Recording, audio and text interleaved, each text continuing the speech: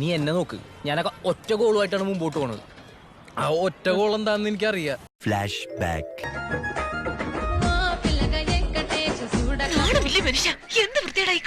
മഹാന്മാരെ അടുത്തെറിഞ്ഞ മനസ്സിലെ വിഗ്രഹം വീണ് ഉടഞ്ഞു പോകുന്നറിഞ്ഞത് സത്യ.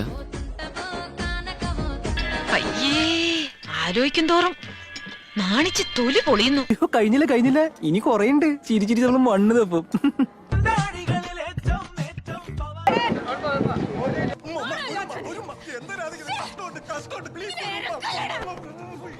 ഇതെന്താണിത്? ഗുരുകുല സമ്പ്രദായോ? അറിവ് പകരും തോറും വളരുന്നല്ലേ സാർ? സ്ത്രീകൾക്ക് മാത്രമുള്ളൂ ഈ പകർച്ച. I'm not sure if he was a good man or not. കാണിക്കാൻ പോകുന്നതല്ലേ ഉള്ളൂ.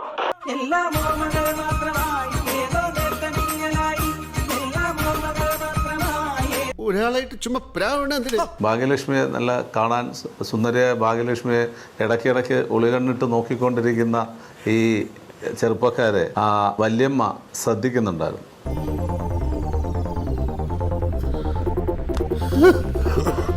തിരനോട്ടം ഡബിങ് സമയത്തെ മോഹൻലാലും ഞാനും ഒക്കെ ഉണ്ട്. ഇതൊക്കെ എന്റെ തലയിലാവൂലോ. അതെങ്ങനെ നിന്റെ തലയിലാവണം? പിന്നെ നീ കയറിയേക്കോ? ഞാനാക്കണ, ഞാൻ അതിന്റെ ഒരു കുറവ് മാത്രമേ ഉള്ളൂ. അപ്പൊ മോഹൻലാൽ ചാടി വന്ന് എൻ്റെ അടുത്ത് വന്നിങ്ങനെ നിന്നു. എന്റെ എത്ര കളി കണ്ടിട്ടുള്ളതാ നീ. ഒടുക്കത്തെ ഈ കളി കൂടെ നീ ഒന്ന് കാണാം. ലാലിങ്ങനെ വന്ന് നിന്ന ഉടനെ എനിക്ക് പുറകിൽ നിന്ന് വല്യമ്മയുടെ റിയാക്ഷൻ അറിയാം. എന്താടാ അവരിളക്കം? എവിടെ പോണു?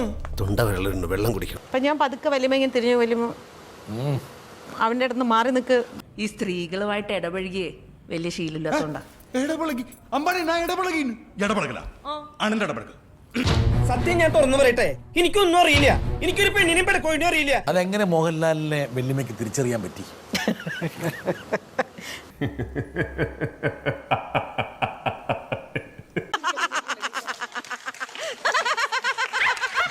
ഊണ് കഴിക്കാറായപ്പോ ഞാൻ കൈ കഴുകാൻ പോയപ്പോ ലാല് വന്ന് എന്റെ അടുത്ത് കുശു ഇങ്ങനെ പറഞ്ഞിട്ടില്ലേ? ഇല്ല ഇല്ല ഇല്ല ഇല്ല ഇല്ല. ഈ കിളവി എപ്പോഴും കൂടെ കാണും. ഈ കിളവി എപ്പോഴും കൂടെ ഉണ്ടോന്ന്?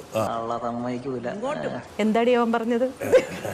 എന്താ നിങ്ങൾ അവിടെ ഒരു സ്വകാര്യം പറയുന്നത് കേട്ടല്ലോ. ഈ ലാല് പറഞ്ഞ എന്താണെന്നുള്ളത് പറഞ്ഞില്ല.